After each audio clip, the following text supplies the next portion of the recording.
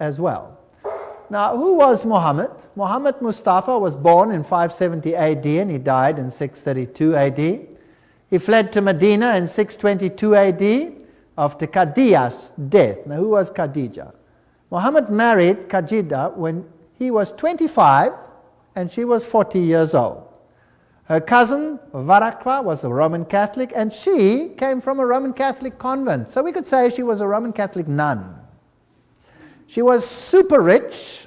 She lived in a convent and she had the whole of the economy basically in her hand, and she employed this young man, Muhammad, whom she then also married. Muhammad marched on Mecca in 630 AD, 2 years before he died and 4 years before Omar became Caliph, and the Quran was compiled in 650 AD. And Muhammad, who couldn't write himself, had a scribe to write down what he saw and what he heard. And the Quran is different, apparently, from all other religious writings because it was a directly dictated book. So it is not just transcribed by a prophet, so they teach, but it is the very word of God, and therefore it must always remain in its original Arabic language. That is what is taught in the Islamic religion. The symbol of Islam is the sickle moon and the star. The star within the sickle moon. Now, where does this symbol come from? And who is Allah?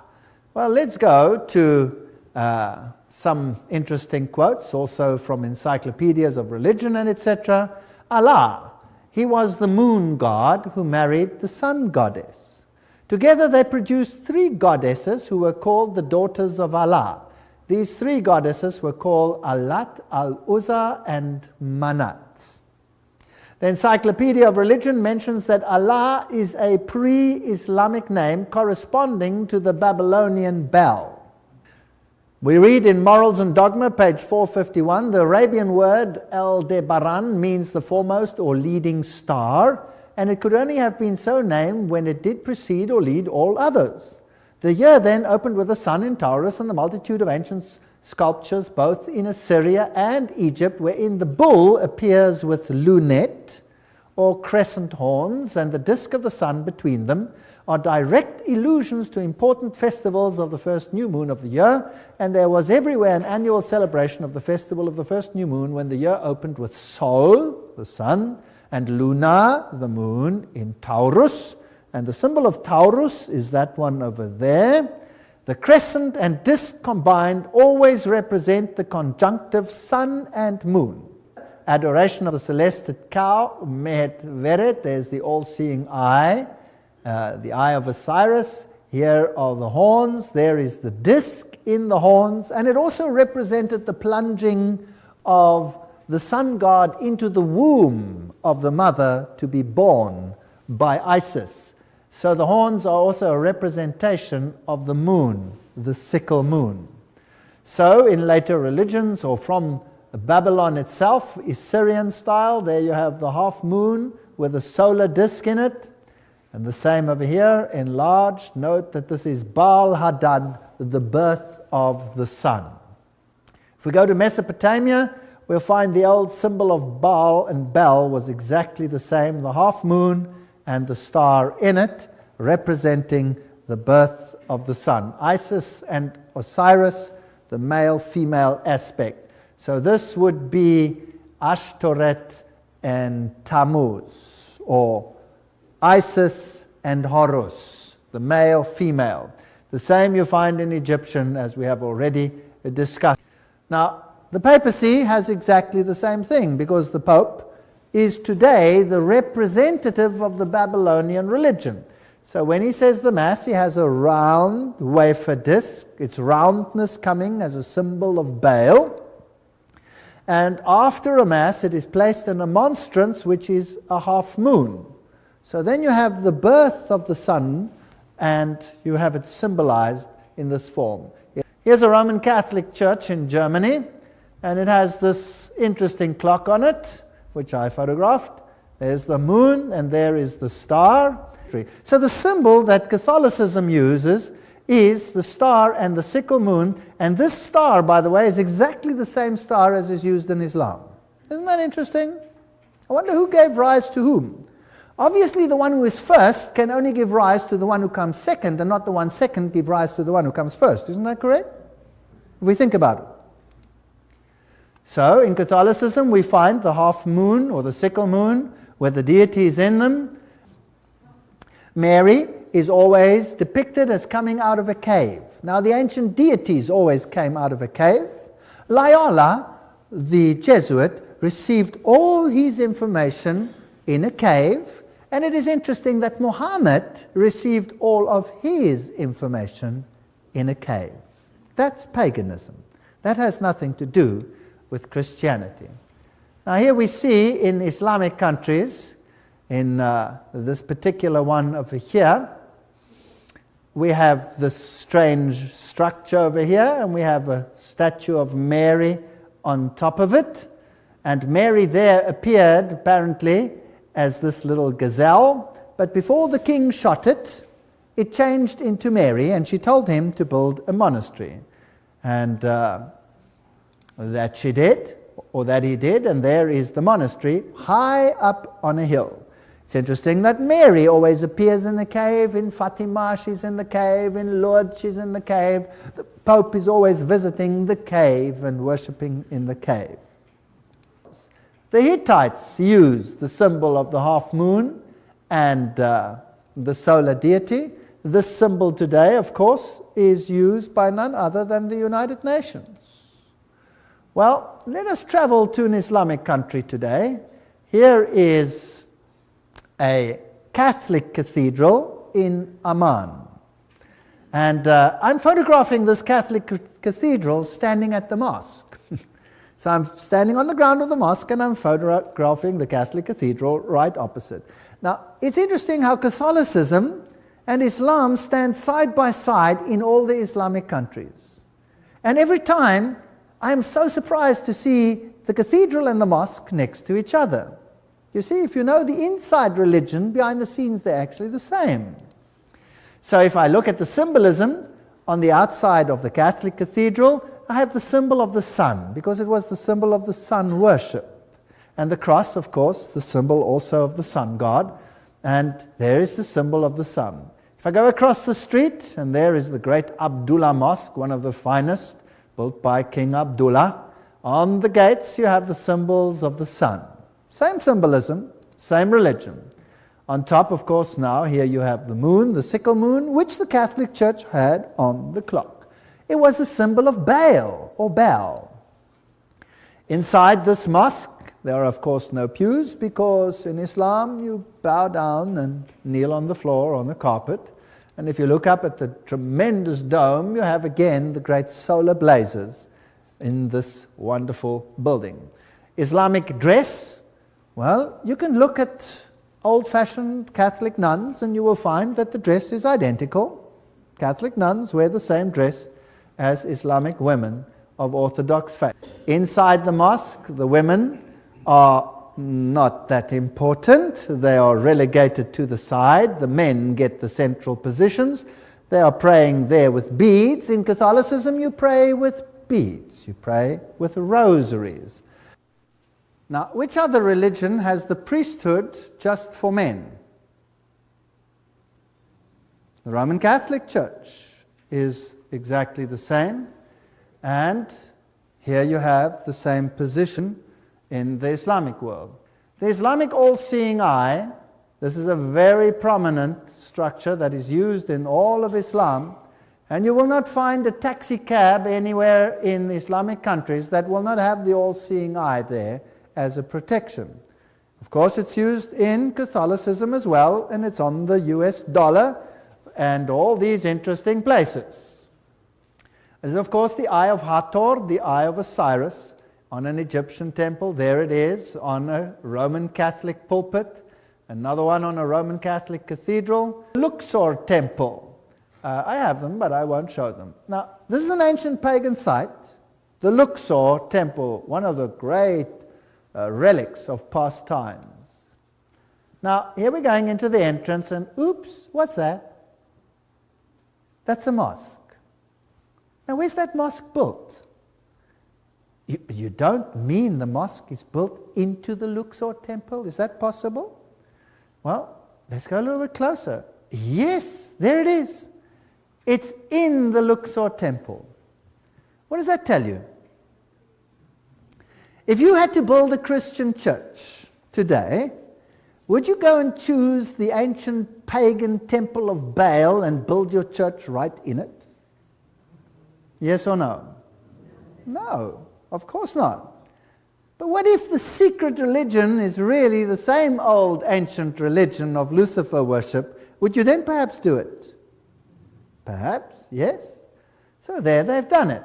It's built into that temple. Amazing. On the ruins. Now let me take you to the temple of Baal, which is in another country, in Lebanon. And there it is. And on the Baal site, which is the same deity, by the way, what is that? That is a Roman Catholic place, a Roman Catholic church. On the same site, there is the cross, there's the temple of Baal. Why build it on the same site? Why have the same rituals? Catholicism does it, Islam does it. Do you think they have an agenda? Inside this Knight's Temple, we've been there before, but I want to show you something else. Remember last time I showed you the double-headed eagle? But I'm now going to point your attention to the floor. Oops, what is that? That's an 8-pointed star. Now, who does this star represent? Well, there's the Star of Islam. Isn't that interesting? The two are identical. There's the Star of Islam in various forms. So we find the star in Islam, we find it in the Catholic cathedrals, we find it especially dedicated to Mary, and we find it in the Islamic world. Now, how does the star come into existence? It's simply a square within a square, and there you have it. If you want to have the Star of David, you just take the triangle within the triangle, and you have it. There you go. It's a sex symbol. It's occult. It's very occult, in fact. So now, here's an interesting story of a man who claims to have been a Jesuit. His name is Alberto Rivera. And he claimed that Cardinal Bea, the Jesuit general, personally instructed him on the origin of Islam. According to Rivera now, the Roman Catholic Church started Islam on purpose to take the Arabs under their control and to secure Jerusalem. Fascinating. This is, of course, highly ridiculed in the literature. Nothing like that ever happened. But let me digress and speculate a little bit. Who was first, Catholicism or Islam? Have you noticed that Catholicism never complains about Islam not allowing evangelism? Because it suits their purpose. It's already Catholicism. But when evangelism is done in non-Islamic countries and it draws Catholics away, whoo, then you have huge drama. Isn't that interesting? Those are double standards which are hard to understand unless you look behind the scenes, where you have all these Egyptian rooms and the Syrian rooms. And here is a Masonic lodge, the Freemason Lodge meeting in Cairo. President Gamal Abdel Nasser, President Nasser, 1954 to 17, Anwar Sadat, 1970 to 1981. They were all members of the AEO, the Ancient Egyptian Order, and of the ANOMS, the Order and the Arabic Nobles of the Mystic Shrine. So, isn't it interesting that they're all working together behind the scenes? This is all a joke. Here is Judge Ragheb Idris, ex-governor, Grand Master of the Sovereign Grand Commander of Egypt. There is the Fez as their symbol. This is a Mason himself who showed me in Lebanon that most of the high Muslims were all Masons. He himself was a high Mason. Anyway, Masonry. Let's go to this Masonic temple in Oklahoma. And what do we see? Aha! We see a Fez. And we see Arabic symbols, and we see affairs. And of course, Muslim, Allah. And see if we can get something from this. In an article, Mary and the Muslims, found in the Mindszenty report, pages 1 to 3. Cardinal Mindszenty Foundation considers this exceptionally important. The good bishop says, the Quran, which is the Bible of the Muslims, has many passages concerning the Blessed Virgin. First of all, the Quran believes in her immaculate conception and also in her virgin birth. Her virgin birth. Please note, her virgin birth. Have you got this?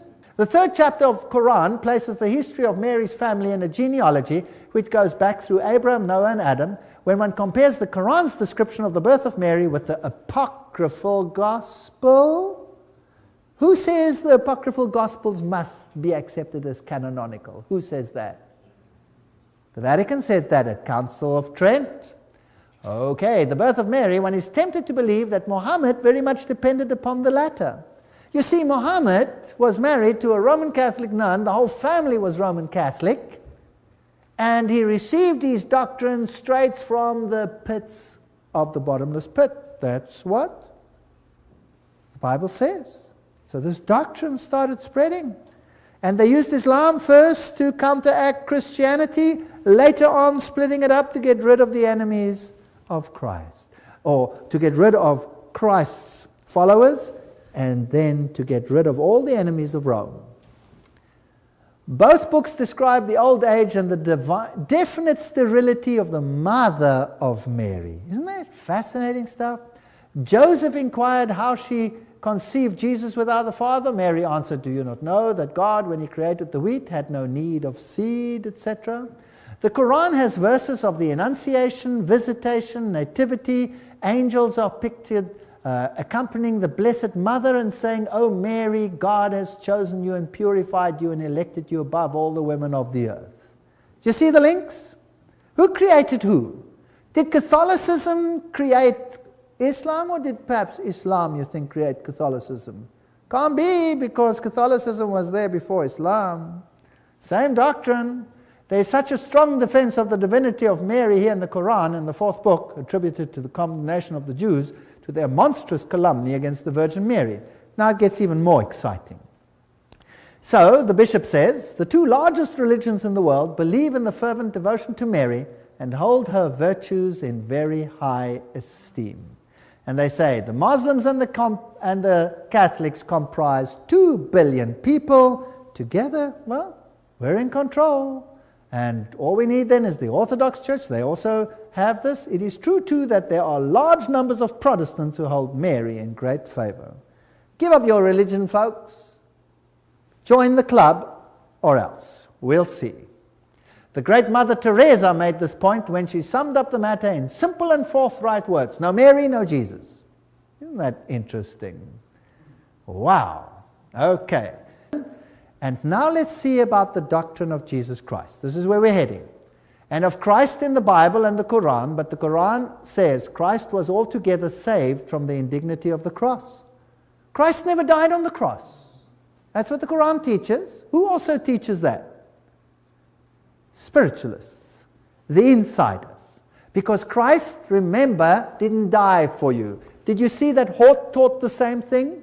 Who translated or created the Greek text for the modern Bibles? He said the same thing, that Christ was spared. And as if by a miracle of likeness, someone else of the same features was crucified by the Jews under illusion.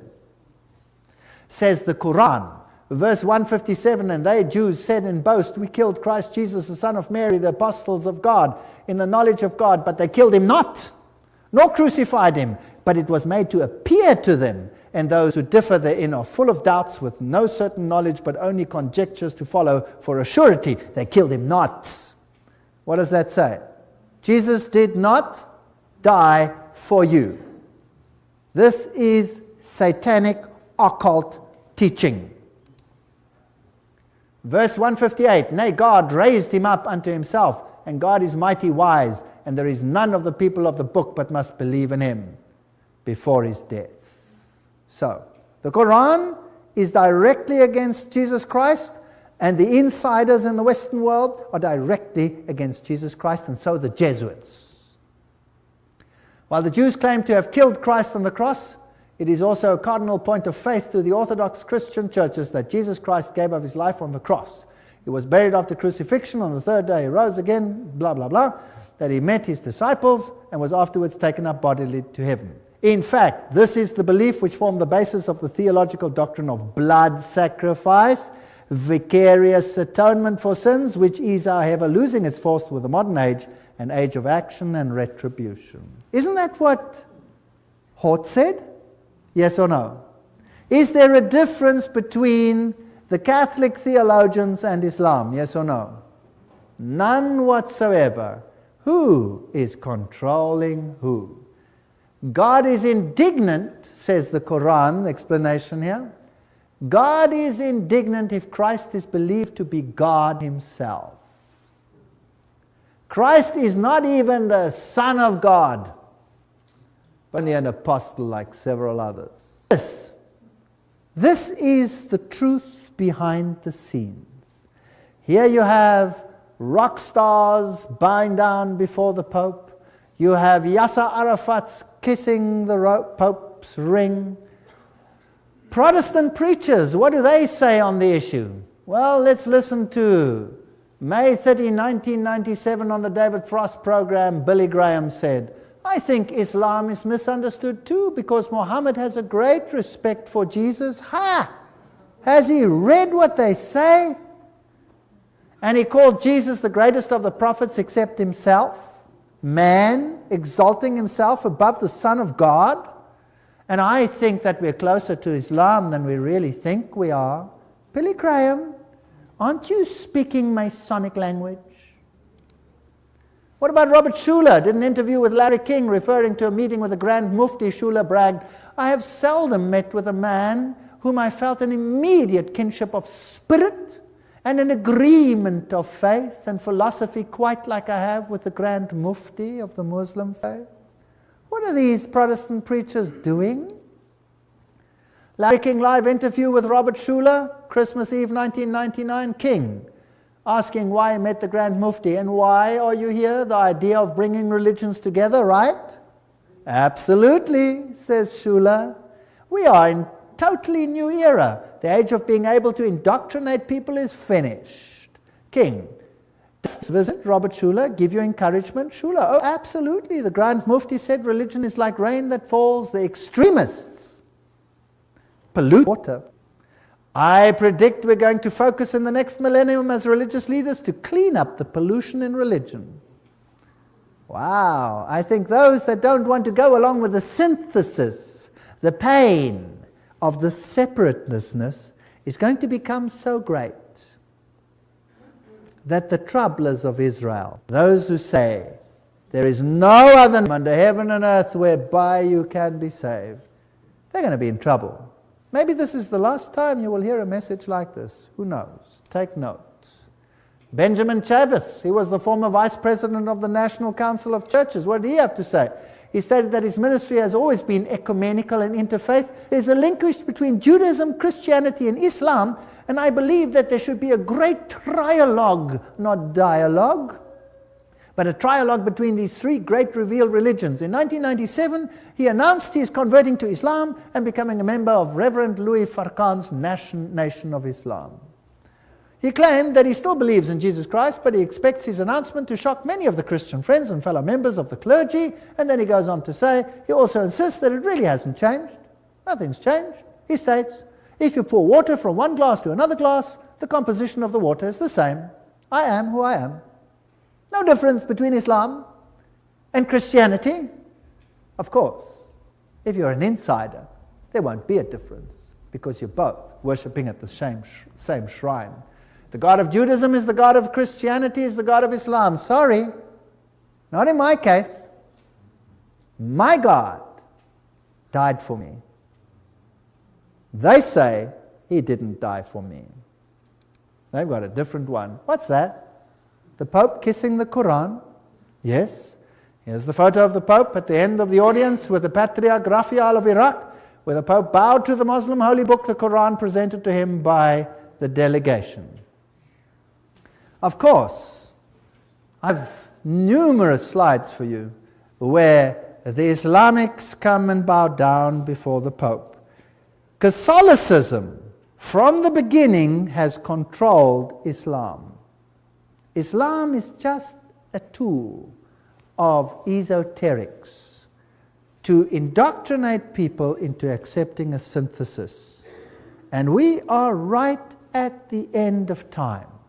Revelation 18 verse 4, and I heard another voice from heaven saying, "Come out of her, my people, that you be not partakers of her sins, and that you receive not of her plagues." I believe there are many, many people in Islam who will see the light, who will see that they have been deceived, just as there are many, many Catholics who will see the light, that they have been deceived. I myself was a Roman Catholic. Here I am, a living witness to this fact. And the truth has set me free. What a privilege it is for me to pray to my Lord direct. What a privilege it is to me to walk with Him on a daily basis, to experience Him, to know that He exists, to talk to Him, to walk with Him, and away with all these rituals that mean absolutely nothing but bondage. As for me and my household, I would serve the Lord, and I would appeal to every Christian to follow the Word and do what it says, and then none of us will be lost. Thank you very much.